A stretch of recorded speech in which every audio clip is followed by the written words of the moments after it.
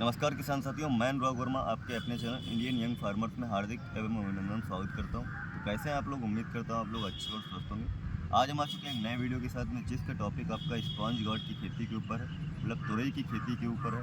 और इसमें आपको सारी जानकारी दी जाएगी। वीडियो के अंत तक जरूर बने रहें। पूरी डिटेल आपको इसमें दी जाएगी, कब किस टाइम पर ये लगानी चाहिए, कितनी दूरी पर ये लगानी चाहिए, थाले में कितने बीज पड़ने चाहिए और कितने दिनों में ये लगती है, क्या सारी चीज़ें आपको डिटेल में बताई जाएंगी। तो चलिए चलते हैं वीडियो की ओर। तो बात करते हैं सबसे पहले हमको कौन सी वैरायटी चुननी चाहिए। खेती में ये बहुत ज़रूरी है कि हम किस्मों का चुनाव क्या करते हैं। अगर किस्म हमारी ख़राब निकली है तो हमारी सारी मेहनत, सारी लागत जो है बेकार चली जाती है। तो सबसे पहले हम वैरायटी की बात करेंगे। तो नंबर 1 पे वैरायटी जो मैंने रखी है वो आपकी इंडोसिम कंपनी की लोहित के नाम से वैरायटी आती है, वो आपको लेनी है। अगर वो बाय द वे नहीं मिल पाती है आपके क्षेत्र में, आपके यहाँ पर, तो आपको वीएनआर कंपनी की आलोक के नाम से एक वैरायटी आती है, वो आप ले सकते हैं। वो भी काफ़ी अच्छी वैरायटी है। और तीसरी जो मेरे हाथ में अभी जो वैरायटी है, रिजवान सीड की 17-18 नंबर वैरायटी है। ये भी काफ़ी अच्छी वैरायटी है और मैं इसको पिछले साल में लगाया भी था ट्रायल बेस पे, तो बहुत अच्छा इसका प्रोडक्शन मिला है। और इस साल भी मुझे ये लगानी है। ये देख सकते हैं आप मेरे सामने।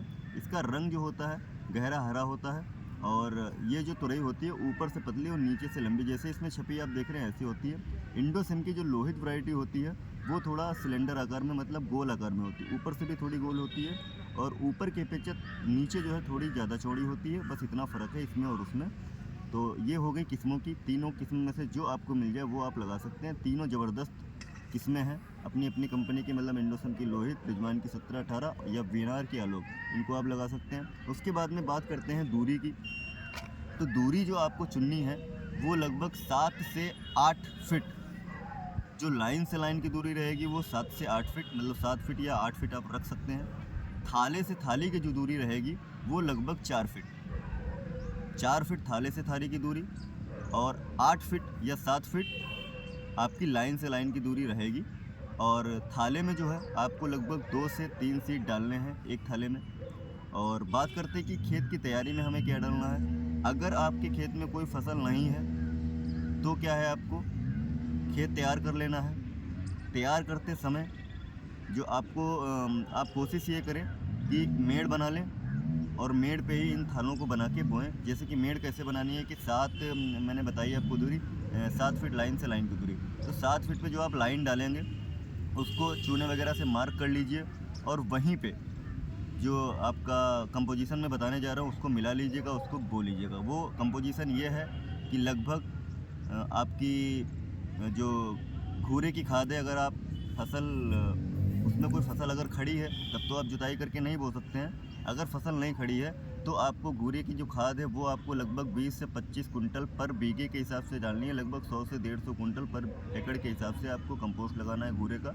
उसके बाद में बात करें, आपको जुताई में सुपर लगभग 3 से 4 कट्टे सुपर के लगाने हैं और उसी टाइम पे आपको लगभग 1 किलो एकड़ का ह्यूमिक लगाना है और 10 किलो एकड़ का फिप्रोनिल या 10 किलो एकड़ का कार्टाप या 10 किलो एकड़ का आप फ्लोराडान लगा सकते हैं, जो कि आंतरिक कीटनाशक होता है, ज़मीनी कीड़े सारे आपकी मारेगा। अगर आपका खेत मतलब खेत में फसल नहीं है कोई पहले से, तो अगर आपके खेत में फसल है तो आप पर थाले के हिसाब से इन्हीं में से लगभग 10 ग्राम पर एकड़ के हिसाब से आपको फ्लोराडान या फिप्रोनिल या कार्टाप या आपका फोरेट ये चुन सकते हैं। और पर थाले के हिसाब से लगभग 2 से 3 किलो जो सड़ी हुई गोबर की खाद है उसको लगा सकते हैं। और आपका सुपर जो है वो लगभग 10 से 15 ग्राम पर थाले के हिसाब से आप सुपर को भी दे सकते हैं। और उसको आप 7-8 दिन पहले, बीज लगाने से पहले ये सारी चीज़ें दे दें, अच्छे से उसमें मिक्स कर दें, उसमें पानी दे दें।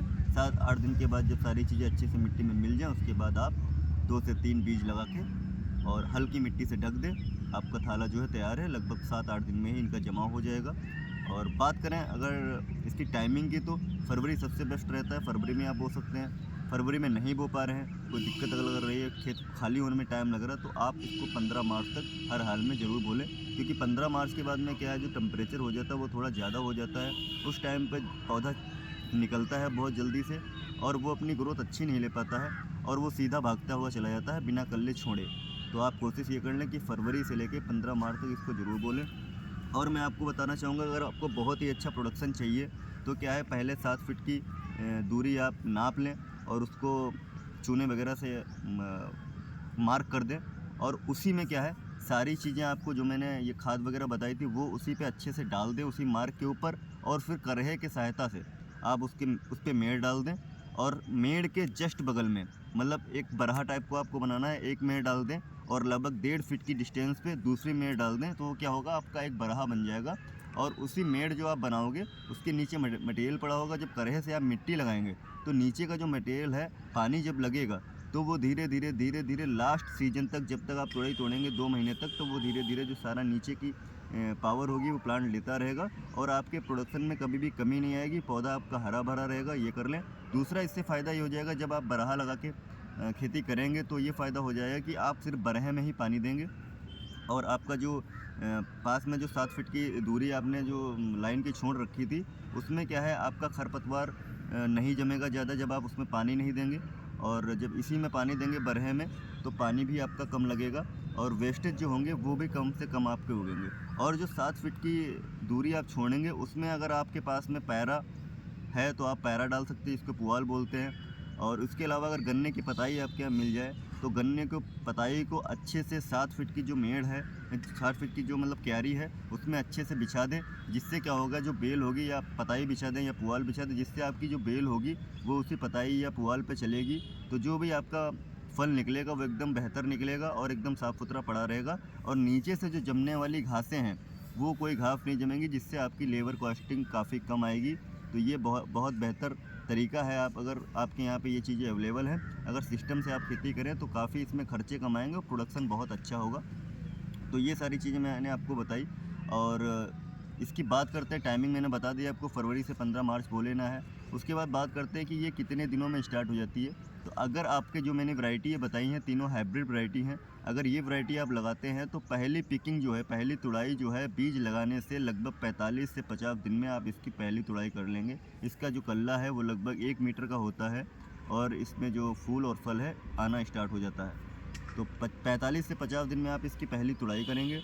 और बात करते हैं तुड़ाई कितने दिनों पे होती है। तो पहली तुड़ाई जैसे आज आपने की है, तो जस्ट 2 दिन के बाद में जो छोटा फल होगा वो तीसरे दिन मैच्योर हो जाता है तुरंत ही। तो तीन से 4 दिन में इसकी प्रॉपर तुड़ाई चलती रहती है। फिर आपने जैसे भी खेत लगा रखा हो, जैसे आपने 6 बीघे लगा रखा है या 10 बीघे लगा रखा है, आपने कितना उसमें तुड़वाया है, कितना छोड़ा है, वो इस हिसाब से अपना रोटेट होकर साइकिल होते चलता रहेगा। एक दिन में अगर प्रॉपर आपने 1 एकड़ पूरा तुड़वा दिया और आपने 1 ही एकड़ लगाया है, तो वो तीसरे दिन में फिर से तैयार होगा। कहने का मतलब ये है कि तीसरे चौथे दिन जो तुरई है वो आराम से तैयार हो जाती है। और बात करते हैं कि इसमें लगभग प्रोडक्शन कितना आता है। तो प्रोडक्शन की बात करें तो लगभग 1 बीघे में 15 से 20 कुंटल तक आप तुरई तोड़ सकते हैं। जो मैंने जैसे बताया वो सारी चीज़ें आप करके अगर बोएंगे तो 15 से 20 कुंटल पर बीघा, मतलब कि एकड़ से लगभग 100 से 125 कुंटल आप जो है लगभग तुरई तोड़ सकते हैं। दूसरी चीज़ क्या है कि आपको कुछ चीज़ें इसमें ध्यान देनी है। जैसे जब आपका पौधा 4 पत्ती का या 6 पत्ती का हो जाता है, तब आपको क्या करना है, आपको इसमें अमीनो एसिड का स्प्रे देना है लगभग 2 ml पर लीटर के हिसाब से। और उसी के साथ में अगर आपको लग रहा है कि माहू वगैरह या चेपा वगैरह आपके खेत में लग रहा है, आपकी फसल में लग रहा है, तो आपको इमिडाग्राम जो 70% WG फॉर्म में आता है, वो 2 से 3 ग्राम पर 15 लीटर के हिसाब से उसको भी मिला लेना है, ये स्प्रे कर देना है। अमीनो एसिड करने के बाद में क्या होगा, आपका पौधा जो है वो फ्लावरिंग ज़्यादा देगा और फल जो है वो जल्दी आने की संभावना हो जाएगी।